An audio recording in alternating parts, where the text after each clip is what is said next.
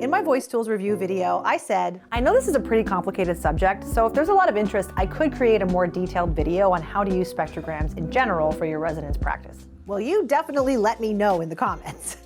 So today, I'm going to teach you everything you need to know to use a spectrogram to analyze your voice and help you master a brighter or darker resonance in your trans voice training practice. But first, if you are watching this in June of 2025, then you only have a few days left to take advantage of my Pride sale. Until the end of June, all my trans voice courses are 30% off. My courses are fully online and self-directed, so you can learn at your own pace and in complete privacy. Available courses include mindful voice feminization, masculinize your voice without testosterone, and mix and match designing your non-binary voice. Get this discount at reneeyoxon.com/pride2025 or by scanning the QR code on your screen or clicking the link in the description. Sashay into a deal today. We are sashaying into deals. Now back to the video.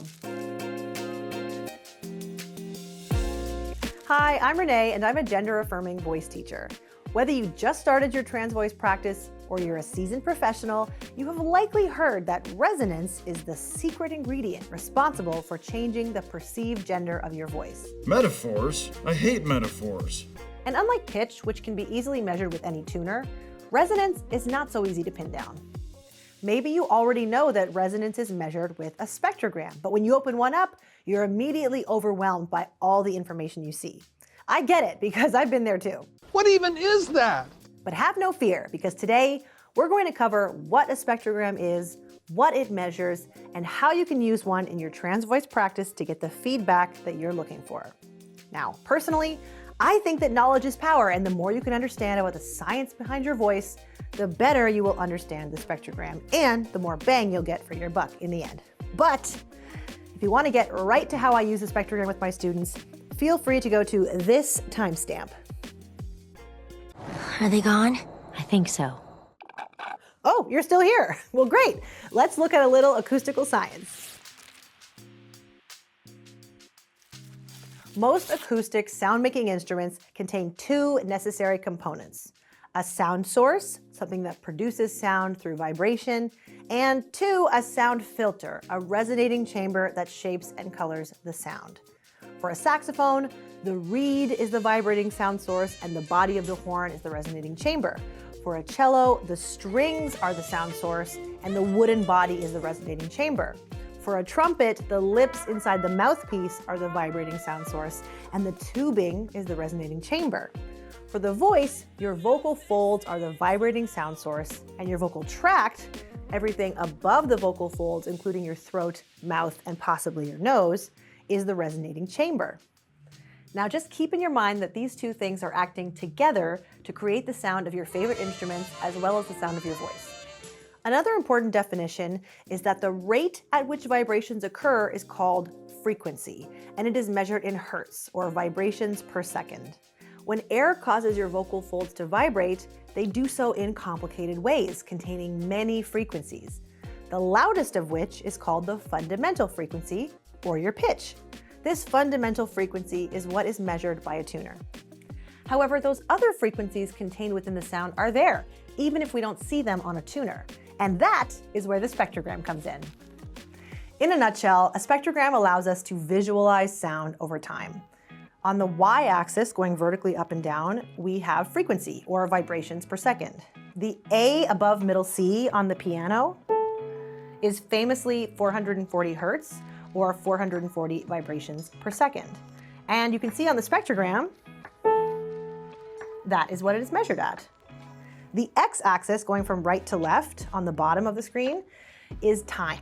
All the way to the right is 0 seconds, so as I'm speaking, new readings are starting from the right and flowing towards the left.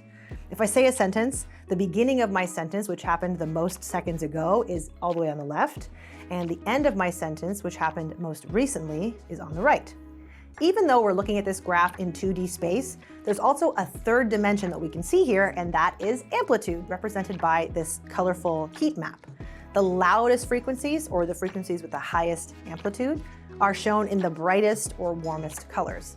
And the quieter or lower amplitude frequencies are represented by cooler colors. I'm like seeing colors. We can change the colors to be whatever we like.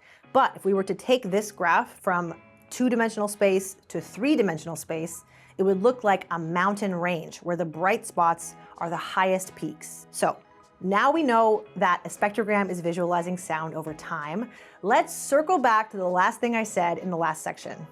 When air causes your vocal folds to vibrate, they do so in complicated ways, containing many frequencies, the loudest of which is called the fundamental frequency, or your pitch. This fundamental frequency is what is measured by a tuner. Me from a few minutes ago is correct that your pitch or fundamental frequency can be measured by a tuner, but it can also be measured on a spectrogram. If I phonate on a single pitch, the fundamental frequency of that pitch is represented by the lowest bright line on that spectrogram. You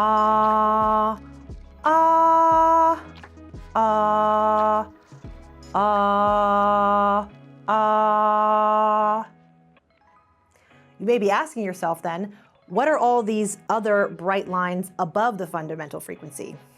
Me from a few minutes ago, can you repeat what you just said? Many frequencies. Right, so while the fundamental frequency is the strongest frequency in your voice, there are also these other frequencies which are called harmonics. We're in here too. The fundamental frequency is the first harmonic, and then the second harmonic vibrates twice as fast. The third harmonic, twice as fast as the second. The fourth, twice as fast as the third, and so on. Generally, the higher the harmonics get, the quieter the frequencies are, which is why you don't notice them at first. But you would notice if they weren't there. They aren't as front and center. They look so close together on the spectrogram because the frequency axis is plotted logarithmically, which means the lower frequencies are expanded while the higher ones are compressed. Math, math, math, math, math. So no matter what I do to the fundamental frequency, the harmonics above it follow. Ah, ah, ah,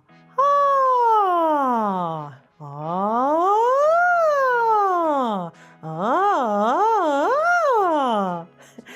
So that explains all these bright lines. But wait, there's more.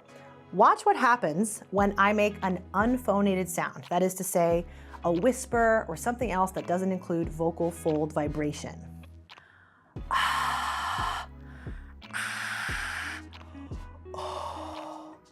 As you can see, the spectrogram is still measuring something. That's a mystery. You might be thinking to yourself right now, Renee, you just told me that sound is vibrations from the sound source and the spectrogram is measuring the frequency of those sounds. So what the is this? Explain yourself and your intent. Well, I regret to inform you that we must take a look at even more acoustical science. In the first acoustical science section, we talked about one of the two components of a sound-making instrument. Remember? First, there was the vibrating sound source. But what about that second component, the resonator that shapes and colors the sound, the body of the instrument in that example? A resonator is essentially a container of air.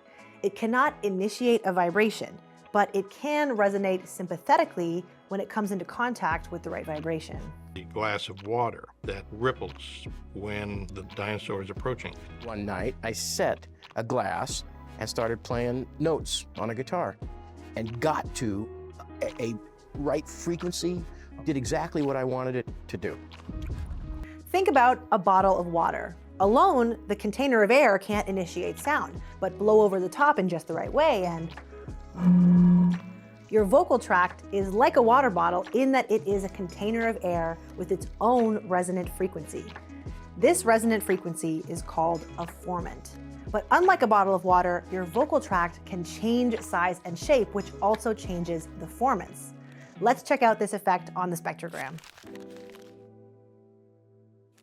So if we do that unphonated sound again, you can see that the formant frequencies of the vocal tract are being picked up by the spectrogram.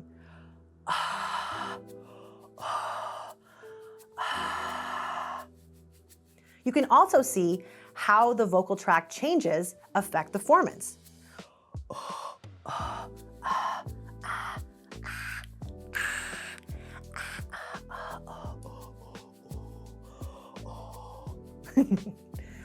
The general rule here is that a larger container will vibrate at a lower frequency, and a smaller container will vibrate at a higher frequency.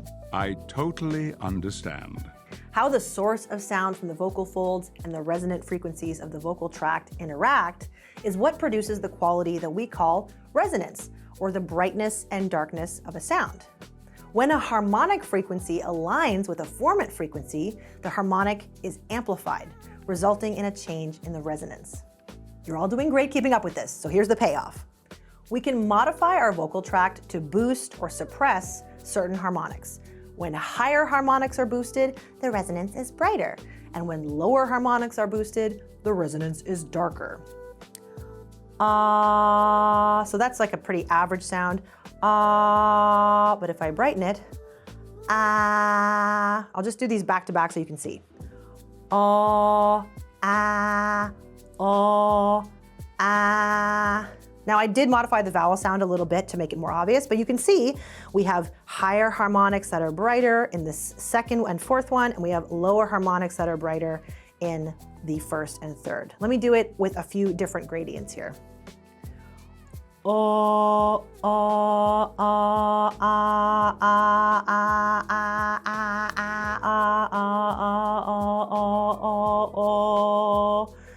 So you can really see it when I do it like that back to back. All the harmonics are getting brighter and brighter as the sound got brighter and brighter, and then the higher harmonics are going away as it gets darker and darker.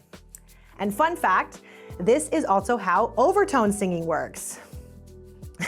Yay, here we go, okay.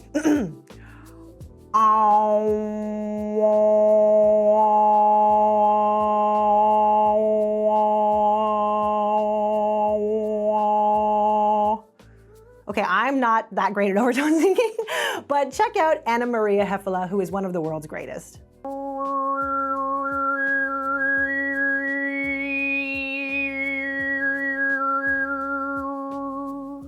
Okay, so to recap, the spectrogram is visualizing all components of sound simultaneously, the harmonic frequencies from your vocal cords and the effect of the resonant frequencies of your vocal tract. Keep in mind also that when using a spectrogram, it will also pick up percussive noises, as well as any background noise in your space. So try not to practice in a space you know has a constant low-pitched drone or a high-pitched whine.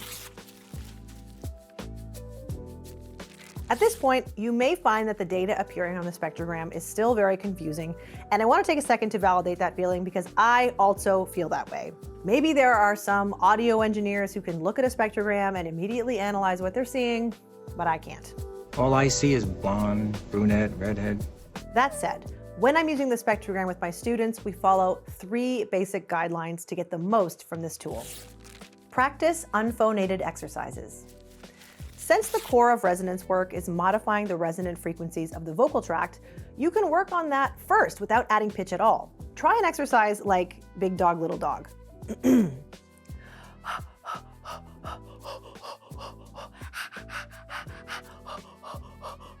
As you can see on this screen here, when I do Big Dog, Little Dog, I can tell that the little dog has higher resonant frequencies or higher formants, and the big dog has lower resonant frequencies. If you do them back to back, it's much easier to see. Let me do it one more time.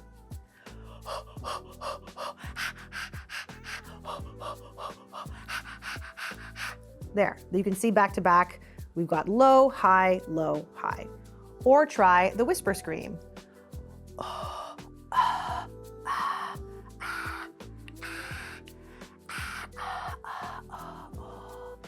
As you can see, as I move my larynx up, the formant frequencies get higher and higher. So I'm going to try that again. I'll do it nice and slow.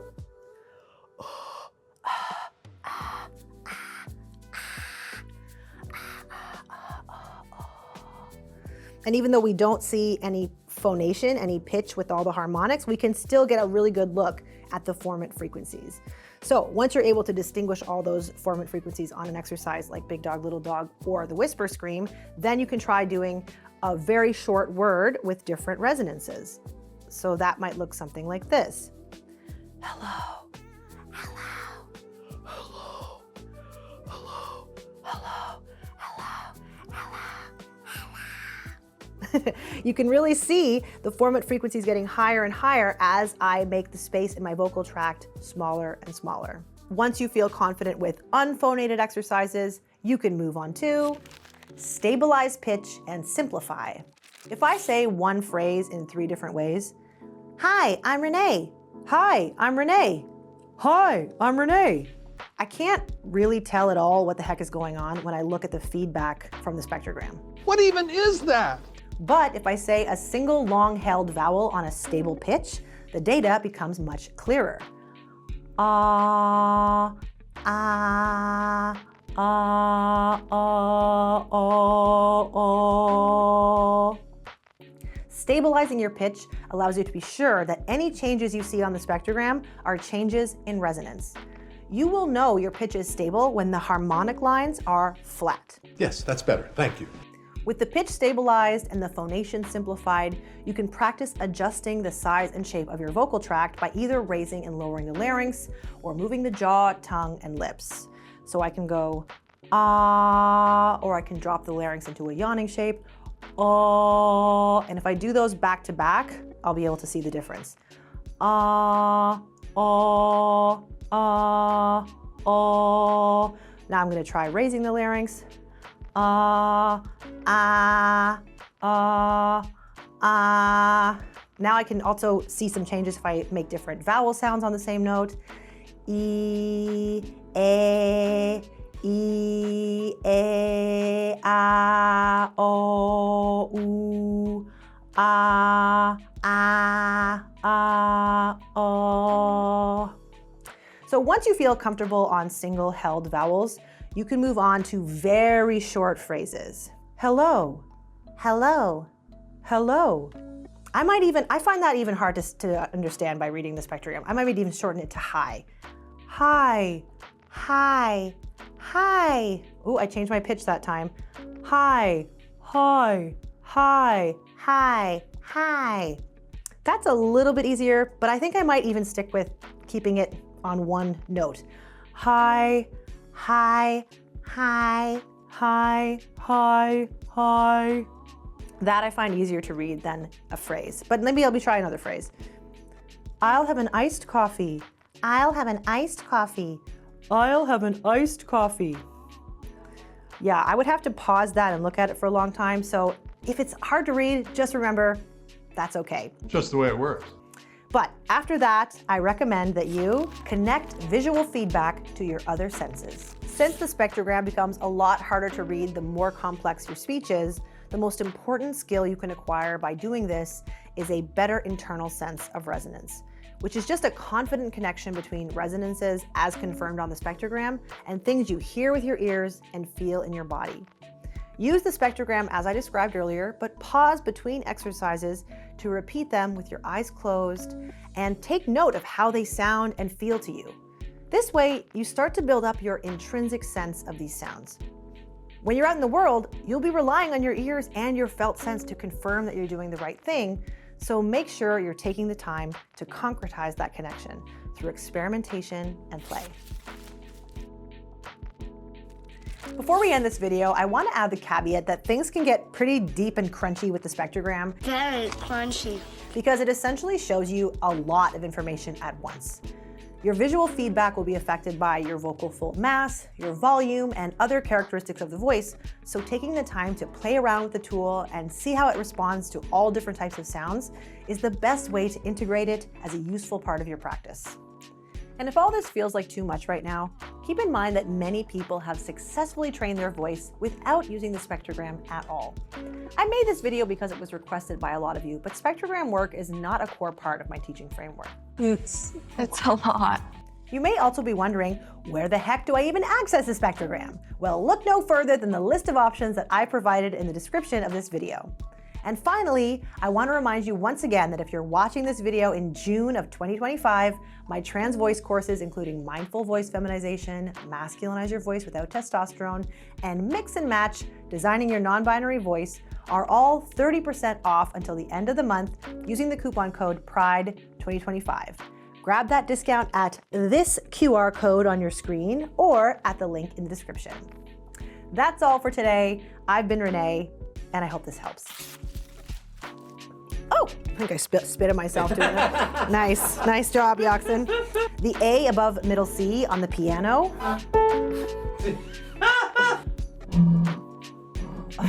Do it correctly.